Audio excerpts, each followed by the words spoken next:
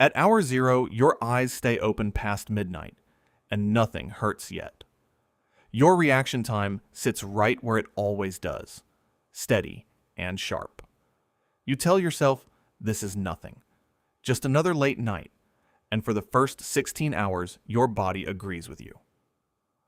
Hour 17 changes that.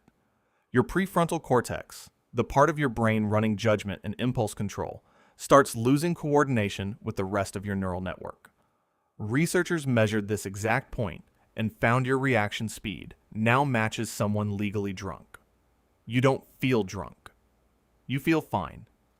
That gap between what you feel and what your brain can actually do becomes the first real danger of this experiment. By hour 20, your hands feel heavier lifting a coffee cup. Your grip strength drops. Cortisol climbs into your bloodstream, pumping out a false alertness that masks how badly your neurons are failing to fire in sync. This is your body's own stress hormone tricking you into thinking you're managing fine. Quick tangent. Does caffeine actually fix any of this? No. Caffeine blocks adenosine receptors, the molecules building up in your brain that create the pressure to sleep. It doesn't remove the adenosine, it just muffles the signal. The debt keeps accumulating underneath the buzz, and when the caffeine wears off, you crash into the full weight of it at once. Hour 24 arrives and your first microsleep hits. Your eyes stay open. Your brain drops into sleep stage EEG activity for 1 to 15 seconds without your permission. You lose that chunk of time completely. If you're driving, this is the exact window where cars leave the road with no skid marks because the driver's brain simply stopped recording. Hour 36, and your body temperature starts sliding.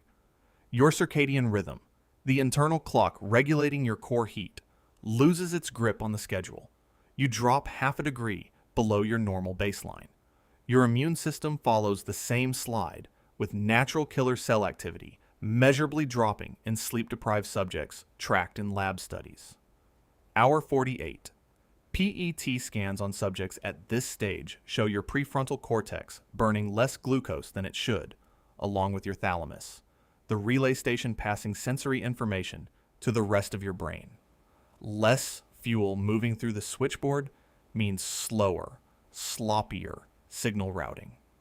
You snap at a question that didn't deserve it. You forget the sentence you were about to say halfway through saying it. Hour 60. Your hands develop a fine tremor you can't stop. Your speech starts slurring at the edges, consonants blurring into each other the way they do after a few drinks, except you haven't had one. Every system in your body is now improvising. Hour 72 is where the walls stop being walls. Visual hallucinations begin here, consistently across documented sleep deprivation cases, starting with shapes that shift at the edge of your vision, then full objects that aren't there. Your visual cortex, no longer receiving the maintenance sleep provides, starts generating its own input to fill the gap. You reach for a doorknob that's actually a shadow. Second tangent. Why does the brain hallucinate instead of just going numb?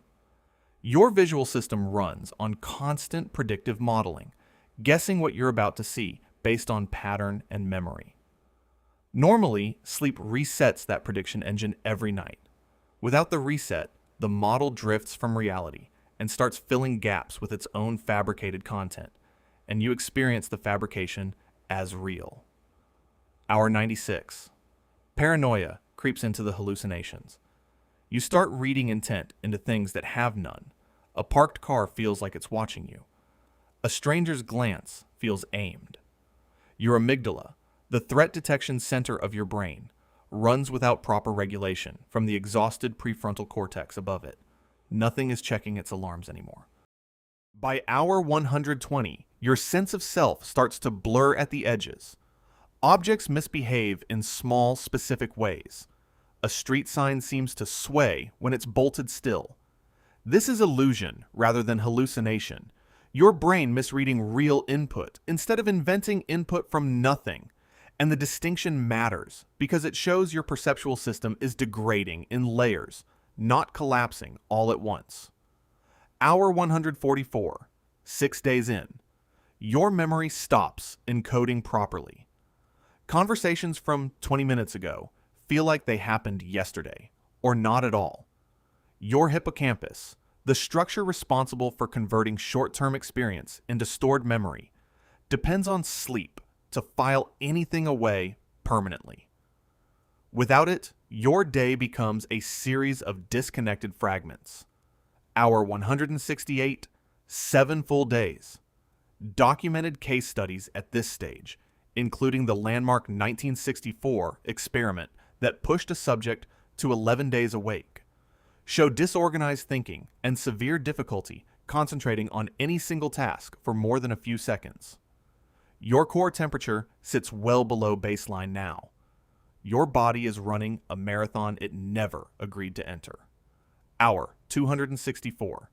This is the edge of what's actually been documented in a human being.